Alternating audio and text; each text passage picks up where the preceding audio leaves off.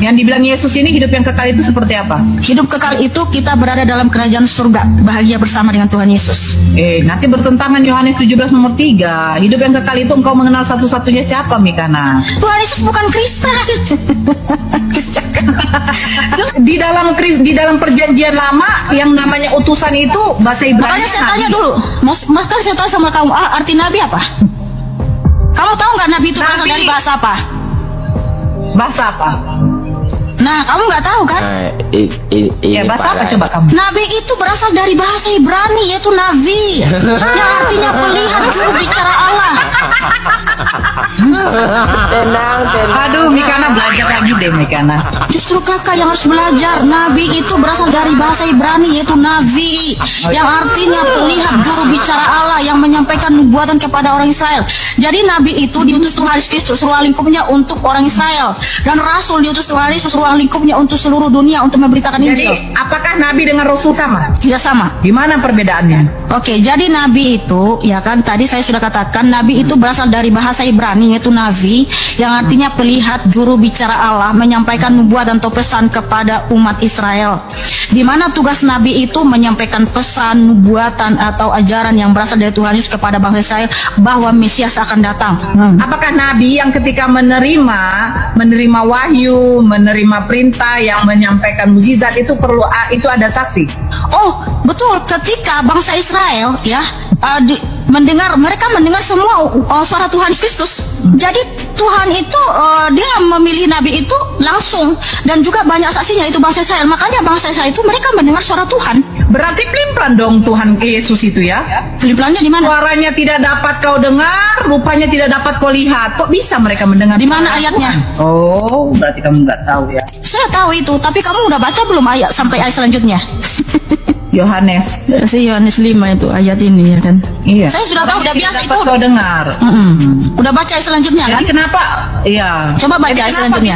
Bangsa Israel bisa mendengar suara Tuhan. Makanya baca kakak ayat selanjutnya. Aku berkata kepadamu, sesungguhnya anak tidak dapat mengerjakan sesuatu dirinya sendiri. Jikalau ia tidak dapat melihat Bapa mengerjakannya, sebab apa yang dikerjakan Bapa itu juga dikerjakan anak, supaya semua orang menghormati anak sama seperti mereka menghormati Bapa. Ini tiba-tiba ada Bapa, ada anak, ini macam mana ini? Aku berkata kepadamu, sesungguhnya barang siapa mendengar perkataanku, sebab sama seperti Bapa mempunyai hidup dalam dirinya, anak mempunyai hidup juga dalam dirinya, dan dia telah memberikan kuasa. Ayat berapa itu? Akan bangkit. Baca Kak, Yohanes 5 ayat 37 sampai 38. Bapa yang mengutus aku, dialah yang bersaksi tentang aku. Ini Bapanya Yesus ya, bukan Yesus ya. Kamu membaca aja Kak, nggak usah menjelaskan firman Tuhan, kamu nggak ngerti. Kamu baca aja. Bapa yang mengutus aku, dialah yang bersaksi tentang aku. Kamu tidak pernah mendengar suaranya, rupanya pun tidak pernah kamu lihat, dan firman-Nya tidak menetap di dalam dirimu, sebab kamu tidak percaya kepada Dia yang diutusnya. Nah, ini kan firman atau sabda Tuhan kepada para ahli-ahli Taurat atau orang-orang Farisi. Kenapa orang Farisi tidak pernah mendengar? Siapa? Ini ngomong siapa dulu, Mika? Tuhan Yesus Kristus kepada orang Farisi. Oh, jadi ini yang ngomong ini Yesus apa orang Farisi? Apa Yohanes? Makanya dengar kakak, ini kan wahyu Tuhan Yesus yang ditulis. Aku ini siapa? Tunggu dulu, aku ini siapa? Tuhan Yesus. Bapak ini siapa? Roh keilahian Tuhan Yesus. Loh, oh berarti roh keilahian Yesus berbicara kepada Yesus. Roh keilahian Tuhan Yesus itu, roh Tuhan Yesus itu. Begini, ini kayaknya mengalihkan topik lagi. Kamu baca dulu kenapa orang Farisi. Kamu di sini kan bentar. Bapak yang mengutus aku, iya, yang bersaksi tentang aku. Kamu tidak pernah mendengar suaranya. Ini suara siapa yang tidak pernah didengar? Nah, makanya dengarkan penjelasan saya ya. Yohanes 5 ayat 37 sampai 38. Kenapa kamu tidak pernah mendengar suaranya dan rupanya pun tidak pernah kamu lihat? Karena apa? Firman-Nya tidak menetap dalam dirimu dan kamu tidak percaya kepada Dia. Suara siapa dulu ya? Suara siapa ini? Ya suara Bapa. Oh, jadi Yesus bukan Bapa. Makanya kamu dengar dulu. Ya.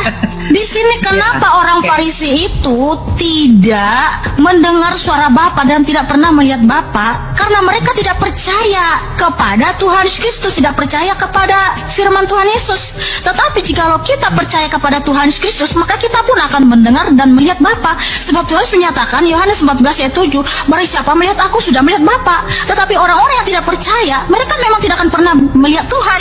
Mereka tidak pernah masuk dalam kerajaan surganya Tuhan, karena mereka itu kebal dan firman itu tidak menetap dalam diri mereka, itu maksudnya. Jadi orang-orang yang tidak mau percaya kepada Tuhan Yesus, dia tidak akan pernah mendengar. Yesus ya. Firman-Nya ini firman Yesus. Makanya kamu baca ya. Oke, kita baca dulu Yohanes 5 ayat 37 sampai 40 ya. Yang lebih lengkap lagi. Bapa yang mengutus aku, dialah yang bersaksi tentang aku. Kamu tidak pernah mendengar suaranya, rupanya pun tidak pernah kamu lihat. Dan firman-Nya tidak menetap di dalam dirimu sebab kamu tidak percaya kepada Dia yang diutusnya. Kamu menyelidiki kitab-kitab suci sebab kamu menyangka bahwa olehnya kamu mempunyai hidup yang kekal. Tetapi walaupun kitab-kitab suci itu memberi kesaksian tentang aku, namun kamu tidak mau datang kepada aku untuk memperoleh hidup itu. Nah, jelas sekali di sini bahwa memang orang Farisi dan ahli Taurat yang sombong dan egois itu, mereka memang tidak akan pernah mendengar dan melihat Bapa dan tidak akan pernah mendapatkan Hidup hidup yang kekal. kekal itu bagaimana, Mikana? Yang dibilang Yesus ini hidup yang kekal itu seperti apa? Hidup kekal itu kita berada dalam kerajaan surga, bahagia bersama dengan Tuhan Yesus. Nanti bertentangan Yohanes 17 nomor 3. Hidup yang kekal itu engkau mengenal satu-satunya siapa, Mikana? Ya, hidup kekal itu kita harus mengenal Tuhan Allah yang benar satu-satunya, Yesus Kristus, supaya kita hidup kekal. Karena Tuhan Yesus Kristus lah pemberi hidup kekal. Yesus mengatakan dirinya itu adalah utusan loh. Jangan begitulah, Mikana. Iya, jadi Tuhan Yesus harus mengatakan aku diutus Bapa. Karena kalau Tuhan Yesus mengatakan aku tidak diutus oleh Bapa, artinya ini Tuhan siapa itu lagi? sudah Jangan menjadi dulu. Bapak ini siapa? Oke, Bapa itu siapa? Roh keilahian Tuhan Yesus, di mana Tuhan menyatakan Yohanes 14 ayat 7, barang siapa melihat aku sudah melihat Bapa. Jadi gini, bentar dulu Kak Nora ya. Kenapa Tuhan harus menyatakan aku diutus oleh Bapa? Karena memang ketika Roh Allah itu datang ke dunia, berkenosis, mengambil rupa seorang hamba, roh keilahian itu tetap ada di surga, ada di mana-mana, karena Allah itu kan roh. Ya, Yohanes 4 ayat 24, Allah itu roh. Dia juga adalah cahaya terang yang tak terhampiri. 1 Timotius 6 ayat 16. Jadi ketika roh Allah berkenosis, mengosongkan dirinya sendiri, datang ke dunia dalam rupa seorang hamba dan menjadi sama menjadi manusia yang namanya Yeshua HaMashiach. Roh keilahian Yeshua HaMashiach tidak kosong di surga. Dia tetap ada di mana-mana. Justru kalau Tuhan tidak mengatakan aku tidak diutus oleh Bapa, artinya Tuhan itu jadi blunder. Dia seperti manusia seperti kita ini loh. Kamu telah membuat Tuhan itu seperti seonggok manusia seperti kita. Artinya ketika kita ada di Medan, besoknya kita ke Jakarta, kita nggak ada lagi di Medan ketika kita ada di Jakarta. Nah, Tuhan nggak seperti itu, karena Dia adalah Roh Allah yang berkuasa, yang hadir di segala tempat. Jadi ketika Roh Allah itu datang ke dunia, datang dalam rupa seorang hamba yang namanya Yeshua HaMashiach, roh keilahian Tuhan itu tetap ada di surga, ada di mana-mana dalam waktu yang bersamaan. Ya, Yohanes 5:45 itu bagaimana? Jadi Yohanes 5 ayat 19 sampai 47 itu saling berkaitan, saling berkesinambungan. 45 aja dulu. 45. Jangan kamu menyangka bahwa aku akan mendakwa kamu di hadapan Bapa. Yang mendakwa kamu adalah Musa, yaitu Musa yang kepadanya kamu menaruh pengharapanmu. Nah, ini Ya. kenapa Yesus mengatakan yang mendakwa bukan di depan Bapaknya? Karena gini, orang Farisi itu mereka tidak percaya kepada Tuhan Yesus, maka nanti yang mendakwa mereka adalah Musa. Nah, jikalau Musa yang mendakwa mereka, maka mereka tidak akan pernah mendapatkan keselamatan kekal. Enggak, poinnya bukan di situ, Mikana. Jangan kamu menyangka bahwa aku, Yesus, akan mendakwa kamu di hadapan Bapa, mendakwa di hadapan keilahian Yesus. Kan lucu. Karena dia sedang datang berkenosis dalam rupa manusia, jadi dia harus mengatakan Bapakku, ya. Oke. Karena roh keilahiannya itu adalah Bapa yang ada di surga, yang berkuasa di surga maupun di bumi. Karena Tuhan juga yang berkuasa di surga maupun di bumi. Terus yang ketika Yesus mengatakan aku dan Bapa adalah satu itu macam mana? Ya itu artinya dia adalah Bapa itu. Oke, berarti Kamu tahu nggak kenapa orang Farisi? Orang Farisi enggak. itu menunjukkan apa? Kata Dan itu menunjukkan apa? Jadi gini, kamu harus tahu dulu pandangan iman Yahudi. Orang Yahudi atau orang Farisi ahli Taurat menyalibkan Tuhan Yesus bukan karena Tuhan Yesus mengaku nabi, justru karena dia mengaku dia adalah Yotevafe Elohim itu sendiri, makanya dia disalibkan. Jadi ketika Tuhan Yesus menyatakan aku dan Bapa adalah satu, apa reaksi orang Yahudi? Orang Yahudi mau melempari Tuhan Yesus pakai batu. Nih saya baca lagi ya. Aku dan Bapa adalah satu. Di mana itu mulai dari Yohanes 10 ayat 27 sampai 30 ya. Di sini Tuhan Yesus yang menyatakan dengan tegas bahwa dialah sang pemberi hidup kekal dan dia adalah yang berkuasa ya memberikan hidup kekal kepada umat manusia, dan kemudian mengatakan aku dan Bapa adalah satu. Langsung reaksi orang Yahudi apa? Yaitu ayat 33, Jawab orang-orang Yahudi itu, bukan karena suatu pekerjaan baik maka kami mau melempari engkau, melainkan karena engkau menghujat Allah dan karena engkau sekalipun hanya seorang manusia saja menyamakan dirimu ya dengan Allah. Artinya di sini Tuhan setelah menyatakan dirinya dialah Allah itu sendiri, maka mau dilempari pakai batu. Oke, ayat 34 ya. Kata Yesus kepada mereka, tidakkah ada tertulis dalam kitab Taurat kamu, aku telah berfirman, kamu adalah Allah. Jikalau mereka kepada siapa firman itu disampaikan disebut Allah, sedang kitab suci tidak dapat dibatalkan.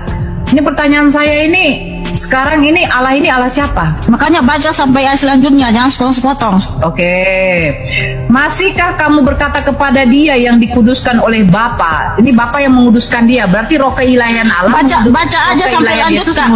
Baca sampai lanjut Kak. Oke, masihkah kamu berkata kepada dia yang dikuduskan oleh Bapa dan yang telah diutusnya ke dalam dunia, engkau menghujat Allah karena aku telah berkata aku anak Allah.